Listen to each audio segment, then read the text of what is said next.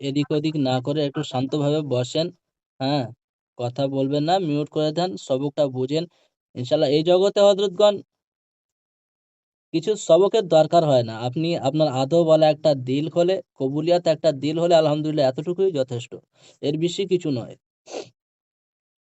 যাই হোক, আল্লাহর রহমতে আজকের সবকটা অনেক গুরুত্বপূর্ণ হযরতগণ, অনেক গুরুত্বপূর্ণ একটি সবক। এটা কোনো মুজিজাত থেকে কিন্তু কম নয়। এটা কোনো মুজিজাত থেকে কিন্তু কম নয়। এজন্য মুজিজাত থেকে কম নয় বলছি যে অনেক সময় আপনারা খেয়াল করবেন হযরতগণ, যে কোনো হযরত মাথার উপরে এইভাবে, আপনার এইভাবে মাথার উপরে হাত রাখে, হাত রাখার সাথে সাথে শরীরে জিন্নাত চলে আসে। এটা দেখে অনেকটা আজীব মনে হয়।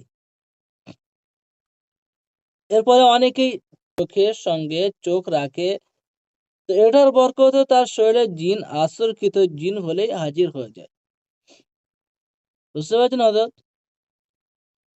তো এগুলো অবশ্যই, যদি কোনো নূতন কোনো মানুষ দেখে তো অবশ্যই সে তো বুঝবে যে না, আসলেই এরকম কেরামতি এনার ভিতরে আছে, মানে আল্লাহর রহমতে এখানে ট্রিটমেন্ট করালে আমার রোগী সুস্থ হতে পারে। তার দিলের ভিতরে একটা আসবে। কারণ এগুলো কোনো মুজিজাত থেকেও কিন্তু কম নয়। তো এরকম গুরুত্বপূর্ণ একটি সবক আজকের আপনার হাতের তালুর উপরে আপনি জিনকে হাজির করবেন।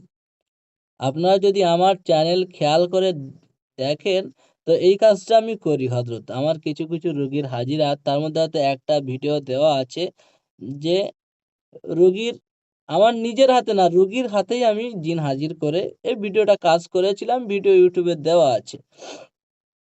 তো হযরতগণ, এটা কিন্তু অনেক সহজ এবং যে সমস্ত মুদাব্বিরগণ অনেক বিজি থাকেন তাদের জন্য অনেক আসান হবে। শুধু একবার একটু কষ্ট করতে হবে। যখন আপনি যাকাতের আমলটা আপনি শুরু করবেন তখন একটু আপনার কষ্ট হয়ে যাবে।